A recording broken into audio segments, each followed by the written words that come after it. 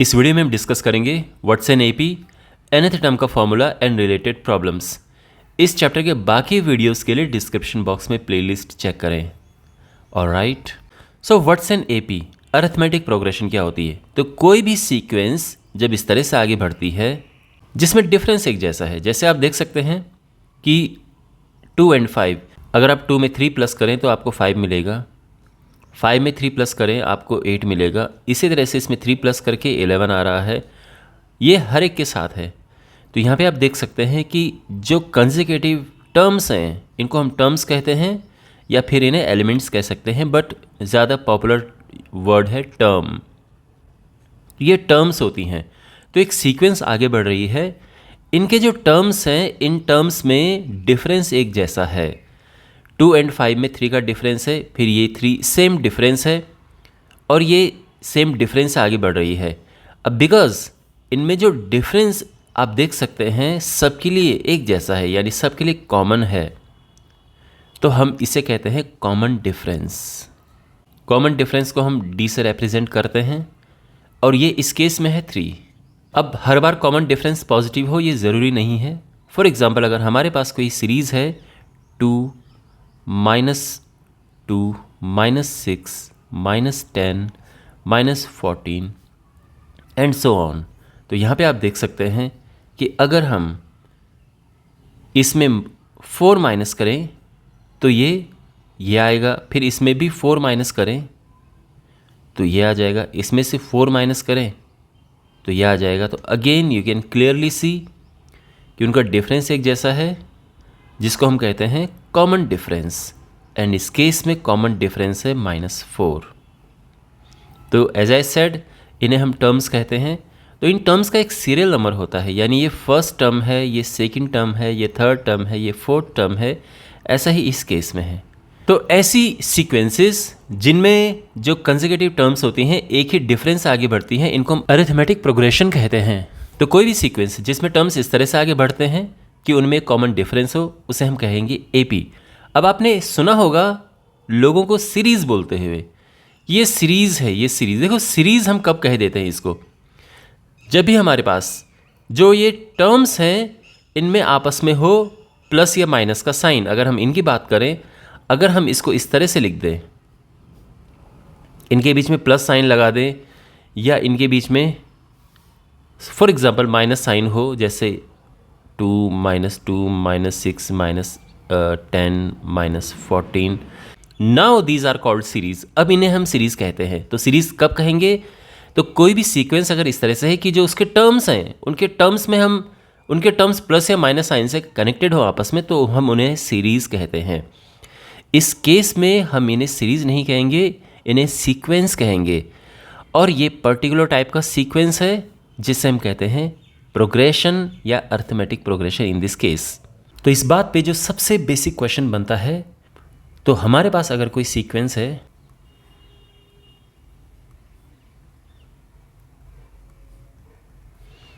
और ये पूछा हो कि क्या ये एपी है, इज इट एन एपी, कैसे हम कहेंगे कि ये एक एपी है?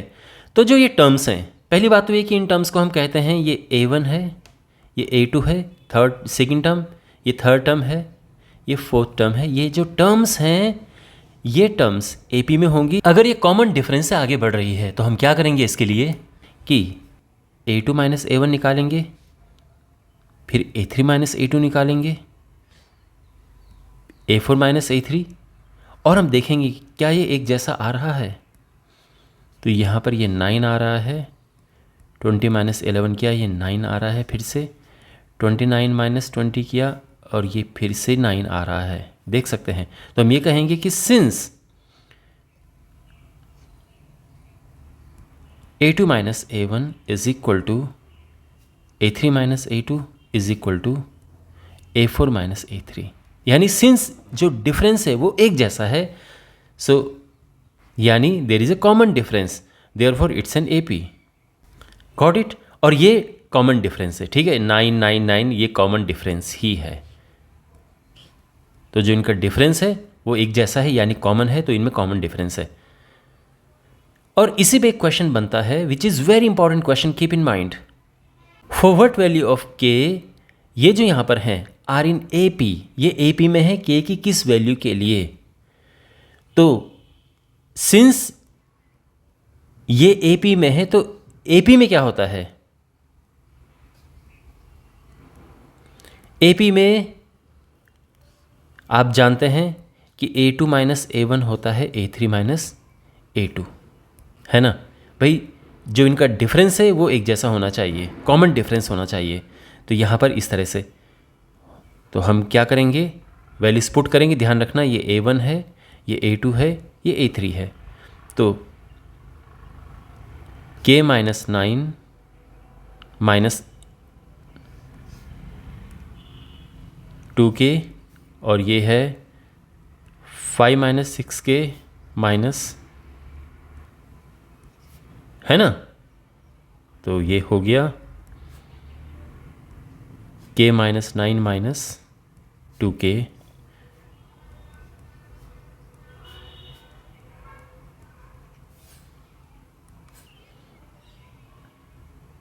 माइनस 9 माइनस k, ये हो जाएगा 14 माइनस 7k। अब k को लेफ्ट में लेके आते हैं,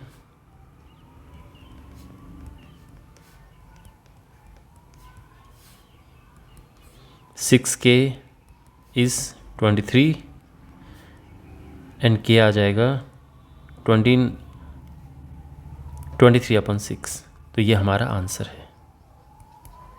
ओके, गॉट इट। तो इस तरह के क्वेश्चंस को ऐसे किया जाता है and it's a very important question, एक नंबर में पूछा जाता है बहुत फ्रिक्वेंटली। अब फिर से कोई सीक्वेंस लेते हैं, कोई एपी लेते हैं।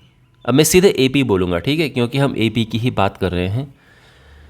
सीक्वेंस तो कुछ भी हो जाता है, कोई भी सीक्वेंस हो जाता है। एपी कोई है 2, 5, 8, 11, 14 एंड सो ऑन।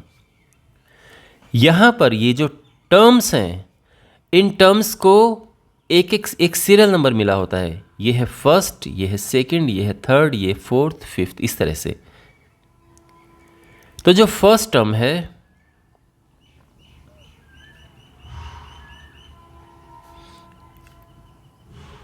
इसे हम A1 कहते हैं और सिंपली ए भी कहते हैं। फर्स्ट टर्म को सिंपली ए भी कहते हैं। फर्स्ट को हम ऐसे लिख देते हैं। सेकंड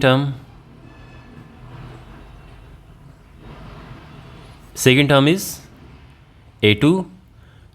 अब A2 को A2 ही लिखेंगे हम, ठीक है। जैसे मैंने कहा फर्स्ट टर्म को हम A1 भी लिख सकते हैं और इन जनरल उसे हम A लिखते हैं। सेकेंड टर्म A2 इस केस में 5 है। Third term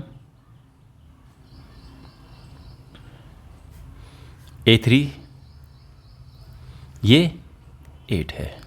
okay, and so on. अब देखो यहाँ पर एक सिचुएशन, जो फर्स्ट टर्म है, फर्स्ट टर्म को जैसे मैंने कहा हम उसको सिंपली ए भी लिख देते हैं। सेकेंड टर्म, जो सेकेंड टर्म होती है, फर्स्ट टर्म में अगर आप कॉमन डिफरेंस प्लस करो, कॉमन डिफरेंस जैसे इस केस में कॉमन डिफरेंस 3 है, तो कॉमन डिफरेंस प्लस करके वो सेकेंड टर्म आ जाएगी। समझ रहे हैं? तो फर्स्ट टर्म में कॉमन डिफरेंस प्लस करके सेकेंड टर्म आ जाएगी। सेकेंड टर्म में कॉमन डिफरेंस प्लस करोगे तो थर्ड टर्म आ जाएगी, और ऐसे ही आगे बढ़ता है। सेम हम यहाँ पे कह सकते। अब देखो फर्स्ट टर्म को अगर हम नाम दे दें ए, जनरल जो उसका नाम है ए, कॉमन डिफरेंस का सिंपली हम डी से रिप्रेजेंट करते हैं, तो सेकेंड टर्म क्या होगा, फर्स्ट टर्म में कॉमन डिफरेंस प्लस करके। समझ गए ना आप? थर्ड टर्म क्या होगा, थर्ड टर्म होगा जो सेकेंड टर्म है उसमें कॉमन डिफरेंस प्लस कर दो। अब आप देखो यहाँ पर ये क्या हो गया है, A2 क्या है, A2 A प्लस डी है, और इसमें एक और डी प्लस हो गया, तो ये हो गया है A प्लस 2D। समझ गए ना आप? जो फोर्थ टर्म है ये है भाई थर्ड टर्म में डिफरेंस प्लस कर दो तो फोर्थ टर्म बन गई। थर्ड टर्म क्या है, थर्ड टर्म है ये A plus 2D। A plus 2D में हमने डी प्लस करना है तो ये हो जाएगा ए प्लस 3d। अब आप नोटिस करो पैटर्न, फर्स्ट टर्म है ए,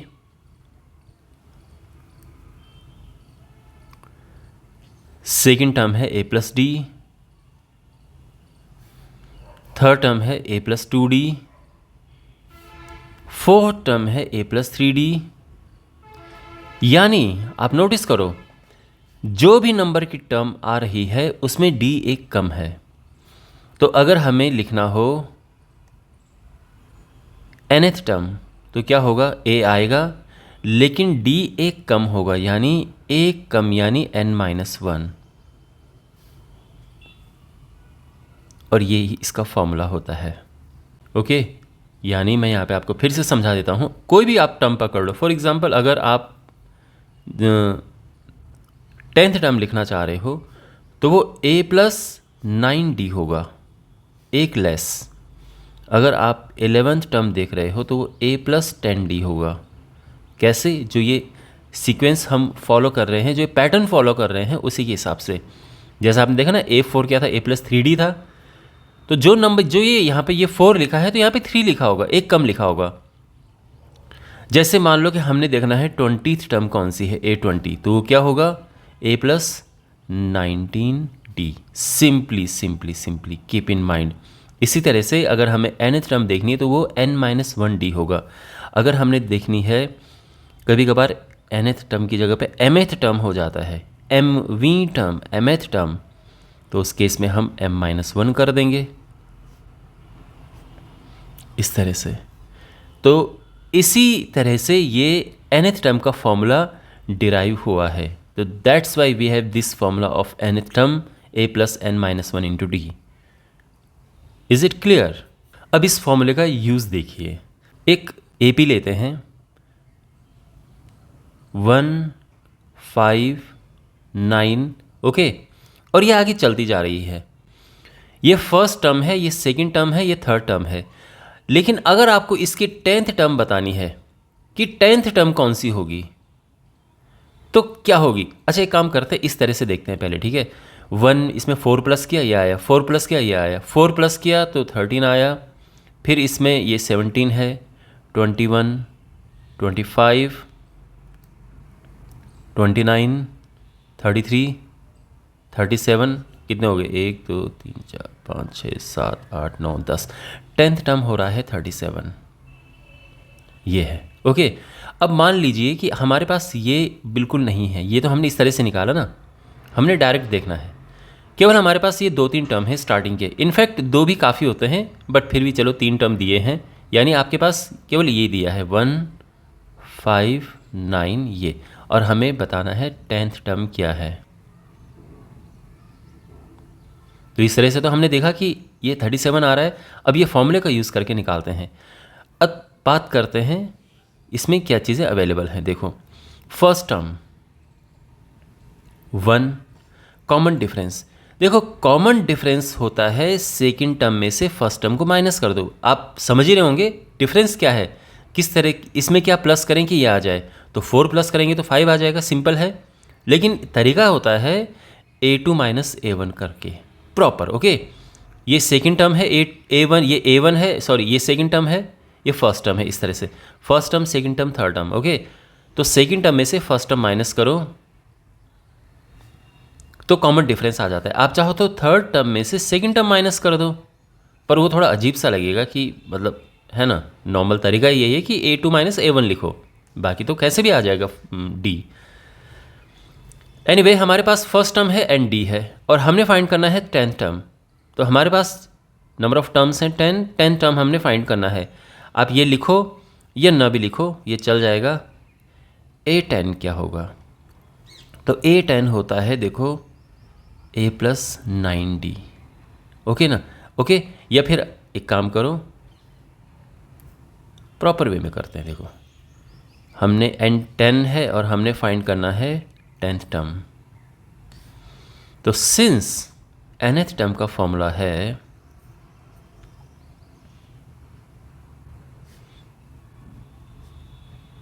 a plus n-1 into D, तो देयरफॉर 10th टर्म, अब n की जगह पे 10 आएगा, a है 1, n की जगह पे 10 as I said, d common difference 4 है, 1 प्लस 9 इंटू 4, 9 इंटू 4 होता है 36 और ये हो जाएगा 37। ओके, और आपने देखा 10 टर्म हमारी वैसे भी क्या आ रही थी इस तरह से 37। तो ऐसे हम इस फॉर्मूले का यूज़ करके फाइंड कर सकते हैं, कोई भी 10 टर्म हो 20 टर्म हो, इस तरह से। Is it clear? तो फिर से मैं आपको बता दूं बहुत इंपॉर्टेंट पॉइंट, वही जो मैं ऑलरेडी बता चुका हूँ, बट ध्यान में आप रखिए इस बात को। अगर आपको लिखना हो 10th टर्म तो आप सीधे लिख सकते हैं a प्लस 9d। अगर आपको लिखना हो 17th टर्म तो आप सीधे लिख सकते हैं a plus 16d। This is really really important. Okay, एक तो टाइम बचता है आपको 10 टर्म लिखने में, एक स्टेप में आप 10-1 करके ऐसा करते हो, अगले स्टेप में फिर आप ये लिखते हो। प्लस जब आप इस तरह से लिखते हो, अगर आपके माइंड में क्विकली ये आता है तो आप क्वेश्चंस इजीली सॉल्व कर सकते हैं। अब ये मैं आपको क्यों इंसिस्ट कर रहा हूँ ये इस पे ध्यान देने को, एक एग्जांपल यहाँ पे है। देखो, एक क्वेश्चन है, आप इस क्वेश्चन को देखो। क्वेश्चन है कि 9th टर्म 34 है, 12th टर्म 46 है, हमें 16th टर्म फाइंड करनी है कि 16th टर्म क्या होगी।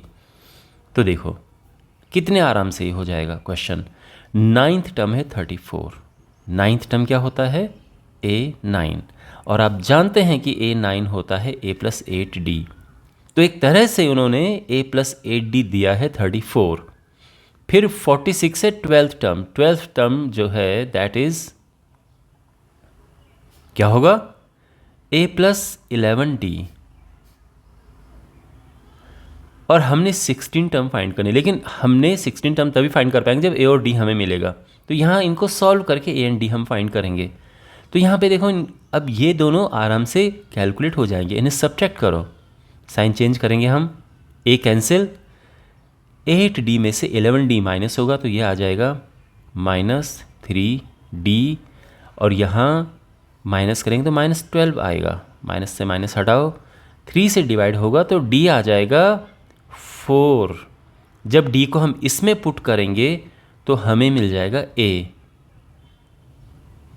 a प्लस, देखो इसमें पुट कर रहे हैं हम, ठीक है, इसमें, तो a plus 8d is 34,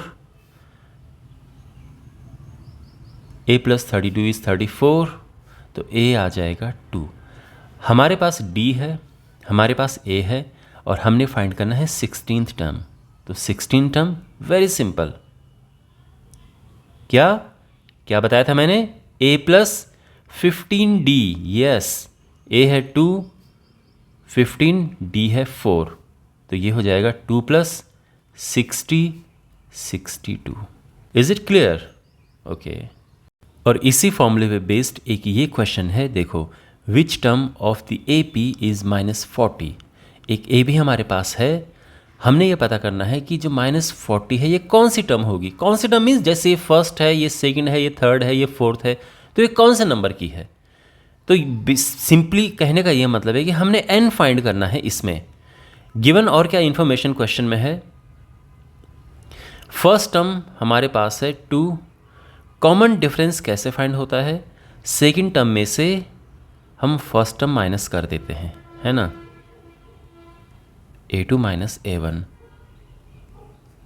that is -3, और हमारे पास nth टर्म है, लास्ट टर्म है, दैट इज -40, बट ये n क्या है ये हमें पता नहीं है, तो ये हमने फाइंड करना है। तो अगेन फॉर्मूला क्या है, a plus n-1 into D, values put करते हैं,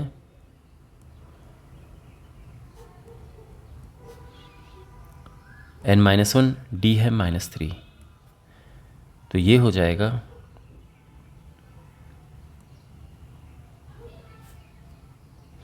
-3n प्लस 3, ये हो जाएगा 5 - 3n। अब 3n लेफ्ट में जाएगा, 40 राइट में जाएगा, तो ये 45 हो जाएगा। और सिंपली n आ जाएगा 45 डिवाइडेड बाय 3, दैट इज़ 15। तो आंसर इज 15th टर्म। तो हमारी फाइनल स्टेटमेंट होगी द 15th टर्म इज -40। सो ये हमारा आंसर है। तो एक और आपको ये समझ आ गया कि क्या यूज़ है इसका। अब यहीं पे एक क्वेश्चन इस तरह से आ सकता है, is 407 a term of the AP this. यानी ये जो AP है, अगर हम इसके टर्म्स लिखते जाएं आगे, तो क्या कभी 407 आएगा? तो देखो, इस क्वेश्चन को करने के पीछे आप लॉजिक समझिए। ये आप देख सकते हैं, ये जो टर्म्स है इनको एक इनके पास अपना एक सीरियल नंबर है। जैसे ये फर्स्ट है, ये सेकंड नंबर पे है ना, ये फर्स्ट है, ये सेकंड है, दिस इज़ द थर्ड, ये फोर्थ है, और ऐसे ऐसे कोई भी जो यहाँ पे नंबर आएगा उसका एक अपना सीरियल नंबर होगा। ऐसा नहीं होगा कि कोई भी नंबर 4.5वें नंबर पे हो, ऐसा नहीं हो सकता ना, पॉइंट पे नहीं हो सकता है। कहने का ये मतलब है कि जो n होता है ये हमेशा एक नेचुरल नंबर हमारे पास होता है। ये n जो है कभी भी ना पॉइंट में होगा ना फ्रैक्शन में होगा। हमने यहाँ पर यही देखना है। हमने क्या करना है कि ये देखना है कि ये कौन से नंबर पे आ रहा है। अगर ये सीधा सीधा नेचुरल नंबर आ गया, कौन से नंबर पे आ रहा है मतलब जैसे हमने ये क्वेश्चन किया था, जैसे जो -40 था, ये आपने देखा ये 15th नंबर पे आ रहा था, तो 15 जो एक नेचुरल नंबर आया, यहाँ पे भी वही करेंगे हम। अगर ये एक नेचुरल नंबर आ जाएगा तो यानी वो टर्म इस AP में है। लेकिन अगर यहाँ पर नेचुरल नंबर नहीं आ रहा है, पॉइंट में आ रहा है या फ्रैक्शन में आ रहा है, तो इसका मतलब ये इसमें नहीं है। ओके, तो सिंपल सी बात है, हमने n फाइंड करना है। तो यहाँ पे first term is -6, common difference A2 minus A1 -1 -6, so that is -1 plus 6 5। nth term 407, हमने n फाइंड करना है। तो फॉर्मूला है an is a plus n minus 1 into d। 407 -6 n minus 1 into 5। Okay, और ये हो जाएगा 407 -6 plus 5n minus 5। 407 is 5n minus 11, तो 5n हो जाएगा 418 एंड n हो जाएगा 418 अपॉन 5, और ये आ रहा है 83.6। तो it's not a natural number. 07 is not a term of this AP। तो इस तरह से हम अपना आंसर लिखेंगे। Alright, and now finally one last topic, term from and. Have a look at this question, find 16 term from the end of the AP this. एक AP है और ये कोई AP गिवन है। ओके, हमने फाइंड करना है 16 टर्म फ्रॉम एंड, लास्ट से 16 टर्म। यानी देखो ये AP किस तरह से, मैं आपको पहले सिंपल भाषा में समझाता हूँ। ये AP इस तरह से आगे बढ़ रही है, -2 4 10, लास्ट में क्या है 190। आप सोचो 190 से पहले क्या क्या होगा। अब बिकॉज इसमें आप देख रहे हैं डिफरेंस क्या है, +6 का है ना, +6 का डिफरेंस है वेरी क्लियरली।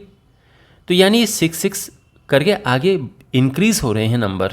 यानी इससे पहले होगा 184, आप जानते हैं, इससे पहले होगा 178। 6 करके अगर कोई AP आगे बढ़ रही है तो इसी तरह से तो होगा। आप नोटिस करेंगे 6 का ये डिफरेंस है। फिर इससे पहले क्या होगा, ये 172, फिर इससे पहले क्या होगा 166, है ना, 6 करके।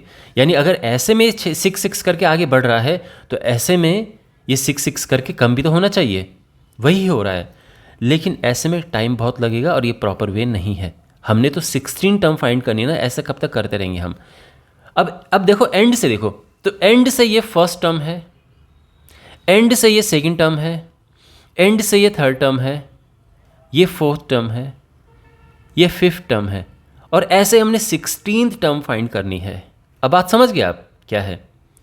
तो हमने बस करना क्या है, देखो बहुत ही सिंपल है, हमने इसको पलट देना है। तो जो क्वेश्चन में जो AP हमारे पास थी, तो इसका 16 term from the end of -2, 4, 10, 190 means इसका जो एंड से 16 टर्म होगा, अगर हम इसे पलट दें, यानी मैं 190 पहले लिख दूं, ये पूरी सीरीज को अगर हम पलट दें तो वो 16 टर्म फिर बिगनिंग से हो जाएगा। तो ये होगा is equal to 16th term from the beginning. तो बेसिकली 16 टर्म जो कि फ्रॉम एंड था इसके लिए, अब वो 16 टर्म फ्रॉम बिगनिंग हो जाएगा इसके लिए। और अब हम सिंपल अपना फॉर्मूला अप्लाई कर सकते हैं, बिल्कुल जो हम नॉर्मली करते हैं। ठीक है, तो यहाँ पर क्या है, I mean, आप समझ सकते हो ओके कि ये ऐसा क्यों। अगर हम सीरीज़ पलट देंगे, आप खुद सोचो, आपकी क्लास में कुछ बच्चे लाइन में खड़े हैं इस तरह से, ये अब मान लो कि ये कोई बच्चा है और क्लास यहाँ से, अगर हम ये सोचें कि यहाँ से शुरुआत है, तो ये जो स्टूडेंट है वो लास्ट से सेकंड नंबर पे है ना, लास्ट से सेकंड नंबर पे है। लेकिन यहीं से अगर आप पलट दें इस पूरे को और आप यहाँ से शुरू करें, तो फिर ये तो बिगिनिंग से सेकंड नंबर पे हो जाएगा। तो वही है जो इस AP में 16 टर्म फ्रॉम एंड थी, वो पलटने के बाद 16 टर्म फ्रॉम बिगिनिंग हो जाएगी। और अब हम सिंपली इसको सॉल्व कर सकते हैं। नाउ फर्स्ट टर्म इज़ क्या है, 190। ओके, ये फर्स्ट टर्म है। डिफरेंस क्या है, तो डिफरेंस के लिए हम यहाँ से पिक कर सकते हैं 4 - 10 दैट इज़ -6। और हमने 16 टर्म फाइंड करनी है, तो A16 क्या होगा, A + 15D। ओके, 190 + 15 × -6, 190 - 90, और ये आ जाएगा 100, and this is our answer. तो 16 टर्म फ्रॉम एंड, इसमें क्या होगा, 100 होगा। तो ये था आज का वीडियो, और ये जो टॉपिक है इसको हम कंटिन्यू करेंगे अगले पार्ट में। लिंक आपको इस वीडियो के डिस्क्रिप्शन में मिल जाएंगे। वीडियो अच्छा लगा है तो आप अपने फ्रेंड्स के साथ ज़रूर शेयर करें और लाइक करें, सब्सक्राइब करें। Take care, God bless you.